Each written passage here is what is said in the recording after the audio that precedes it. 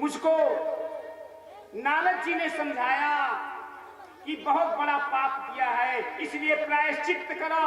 मैं प्रायश्चित कर रहा हूं और ये बता रहा हूं कि क्षत्रियों का मैंने विनाश किया है तो क्षत्रियों का उद्धार भी करूंगा।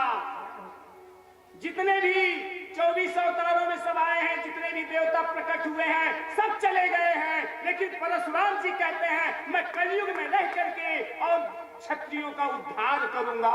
वृंदावन बिहारी लाल की, बोलो परशुराम भगवान की। सब लोग चले गए लेकिन परशुराम नहीं गए, कलयुग में भी पृथ्वी पर हैं। किस लिए?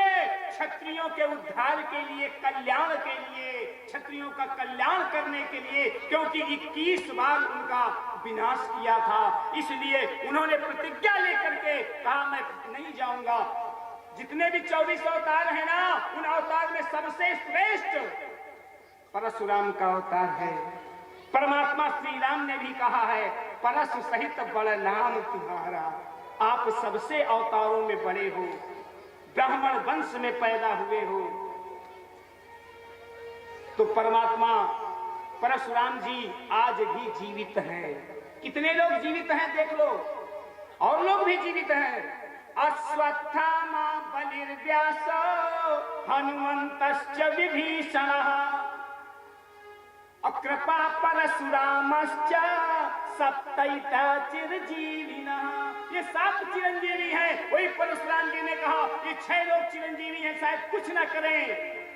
ऐसा तो नहीं है, हमारे बजरंग बली भी कलयुग में यही पृथ्वी पर है, भगवान का आदेश है। और दूसरे परशुराम जी स्वयं हैं, अर्थात भगवान और उनके सेवक दोनों इस पृथ्वी पर विराजमान हैं।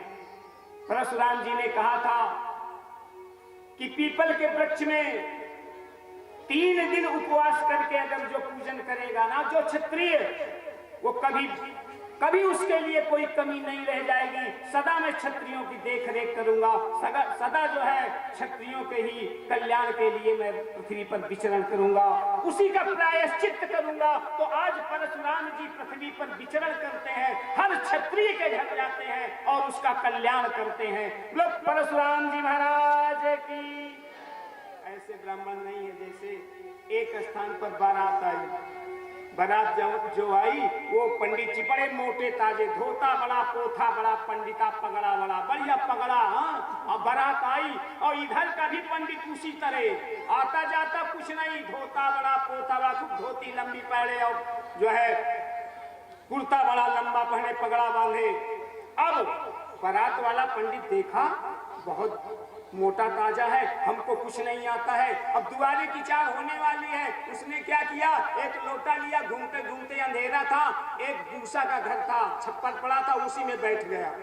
दुआरे की चार हो जाएगी तो जाएंगे नहीं, बेइज्जती हो जाएगी। उधर योग्य पंडित है और इधर कन्या पक्ष वाला भी नहीं जानता था, उसने देखा और उसने भी यही किया, एक लोटा लिया और धीरे धीरे घूमते घूमते घूमते घूमते अंधेरे में उसी भूसौला घर में घुस गया जहां पर वो बैठा। इधर दोनों तरफ से पंडितों की पुकार होने लगी, कहां गए पंडित जी, कहां गए पंडित जी, कहां गए पंडित जी। अब खरबराहट थोड़ा भूसा में हुई।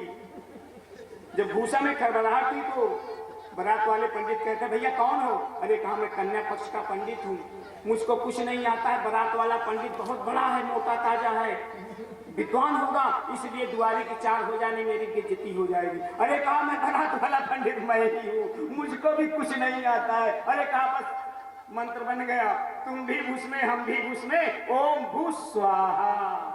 दौड़ के जाते बढ़िया चौक पूरा, और तुम भी घुस में हम भी घुस में, ओम भूस स्वाहा से सारा विवाह करा दिया।